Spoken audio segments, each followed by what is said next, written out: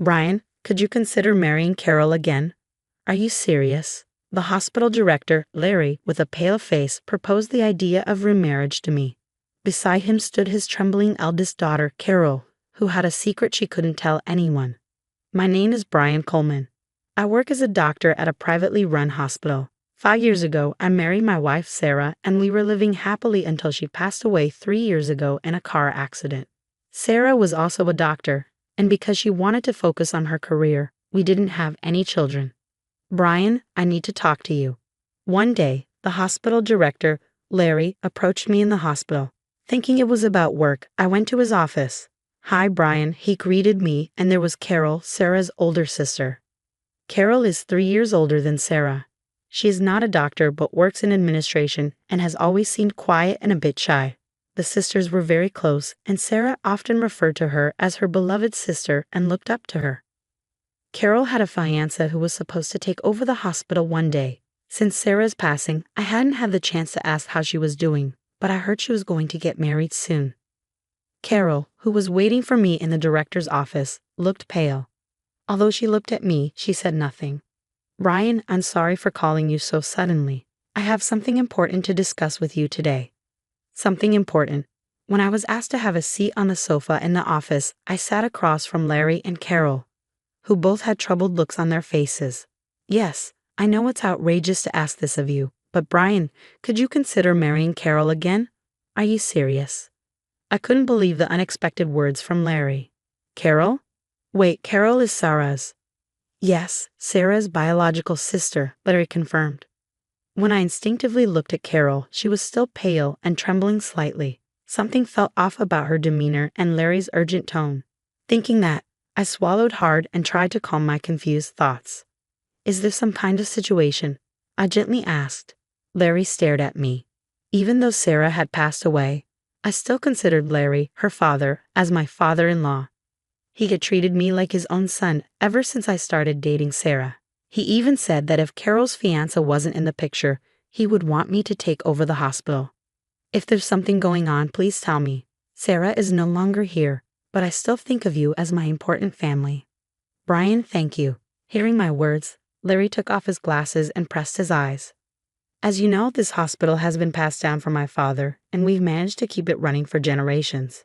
It's not a big hospital, but for the sake of the locals who have relied on us for years, I feel we must continue running it. Yes, that's true, I agreed. However, I don't have a son, so to keep the hospital running, I need a son-in-law, Larry continued. Bringing in an outsider or letting a relative take over is an option, but they only see this hospital as a money-making box. He then looked at Carol with a caring expression. Carol has gone through a lot as the eldest daughter, he muttered, then looked at me to change the subject. Carol says she doesn't want to get married. Doesn't want to get married? Yet you want me to marry Carol? But she has a fiancé, right? You're right, but the fiancé is not trustworthy. He's been pretending all this time, Larry said, clenching his fists in anger. I can't let that man marry Carol, so I broke off the engagement. But in the future, more men like him will approach Carol to inherit this hospital.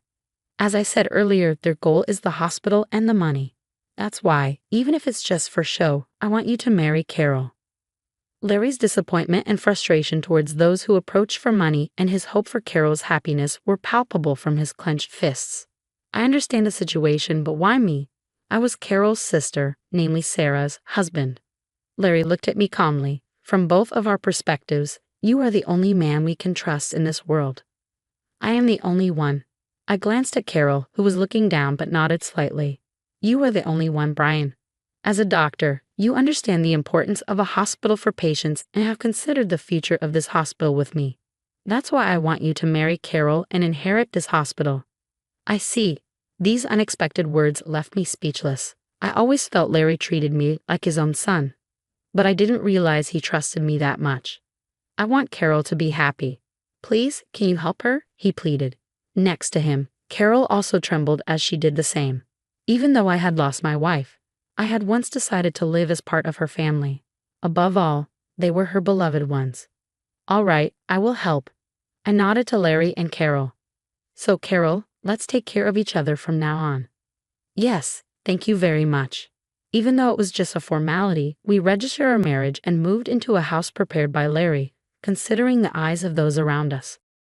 However, we had separate bedrooms to respect each other's privacy. Carol, let's feel relaxed as if we were a real couple because this is our house. Is that okay? Of course, she agreed. Though Carol was Sarah's sister and not a stranger, there were no romantic feelings between us. It was a marriage in name only. But there was something on my mind. Carol, shall we talk about Sarah tonight? Yes, she replied. After dinner, while drinking hot milk in the living room, I spoke to Carol. She was sitting across from me, looking down.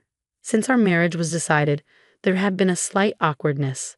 I could sense her tension around me. We had already begun living together, and I wanted us to at least get along like friends. As I mentioned earlier, since losing Sarah, I've talked to friends who knew her and shared memories. But friends aren't family. You and your family cherish Sarah the most, I said. Carol listened intently to my words. So tonight, let's talk about Sarah over drinks. I'd love to hear stories about her childhood from you. You really cherished Sarah, didn't you? She asked. Of course. Sarah was my comrade, my best friend, and my beloved wife. When I answered confidently, Carol smiled gently. It was the first smile I had seen from her in a while. Sarah was so lucky. What? Sarah was so lucky to be cherished like that, she repeated, smiling again. But this time it looked a bit lonely. After that, we had a few drinks, calling it a housewarming party, and talked. Carol, usually quiet, spoke happily about Sarah. She showed how much she cared for Sarah, which made me happy. Brian, thank you. What makes you say that? For accepting my father's proposal to marry me, she said. With the alcohol taking effect, Carol became a bit more open. So again, thank you. You were Sarah's husband, but you agreed to marry me. It's okay, Carol. Like I told your father, you're an important family to me. Then I started to talk about my own family. My parents had a bad relationship and divorced when I was still young. After that, I was raised by my father, but he was the kind of person who never really thought of me as his son, selfish and inconsiderate. That's why from high school on, I studied and worked hard, got a scholarship, and went to college. During my college years, I spent all my time studying and working part-time jobs. I didn't have a moment to go out. After enduring all those hardships, I met Sarah at the hospital and was treated like a son by Larry.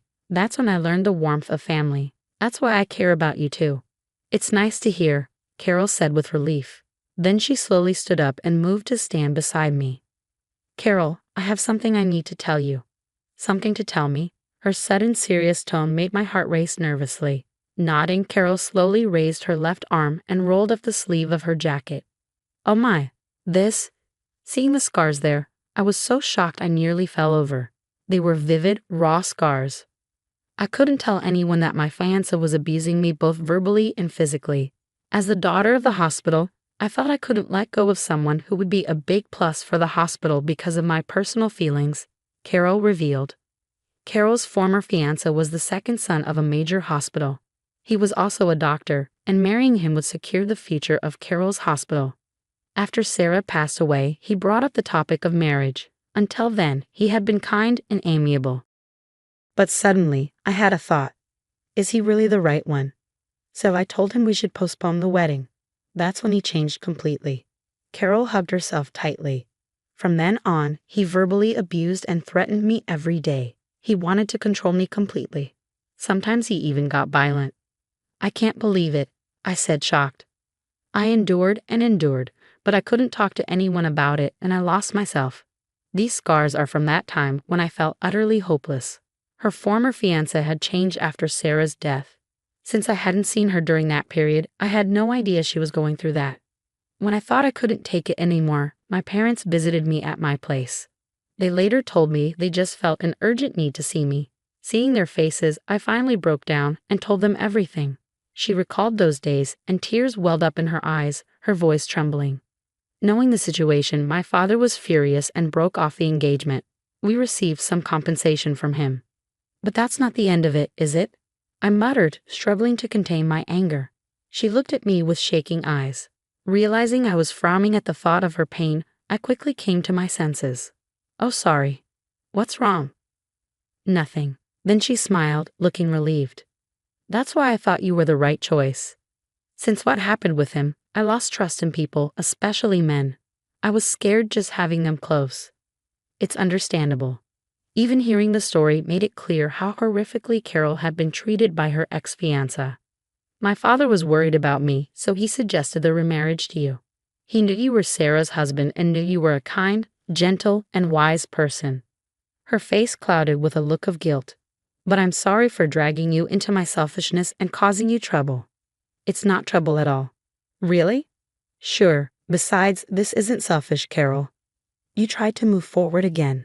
I stood up slowly and gently extended my right hand to her. You haven't given up on trusting people or overcoming your fear of men. So I'll do everything I can to help because you're an important family to me. Brian, hearing my words, she bit her lip hard. Tears streamed down her cheeks and wet her trembling lips. Can I hold your hand? Yes. I gently touched Carol's hand. She flinched for a moment, but as I slowly and gently held her hand, the trembling gradually subsided.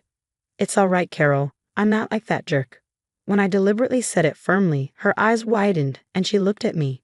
Once she smiled, she exhaled deeply and seemed to feel relieved. Yeah, he never touched me gently like this. He seemed kind on the surface, but he was nothing like you. She took another deep breath and exhaled. Seeing her savor the moment, I felt an overwhelming joy, and tears welled up in my eyes.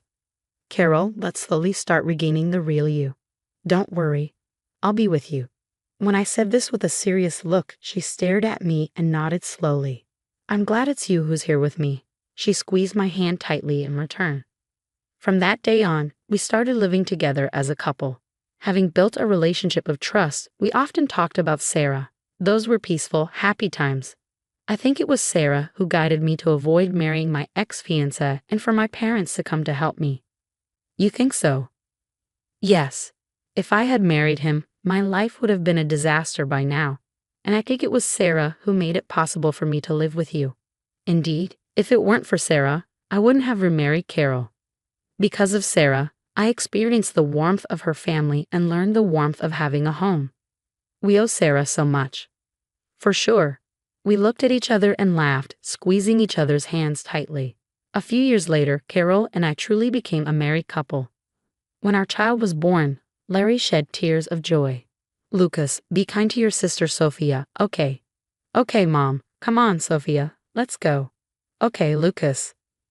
Now, I live happily with my beloved wife Carol and our adorable son and daughter.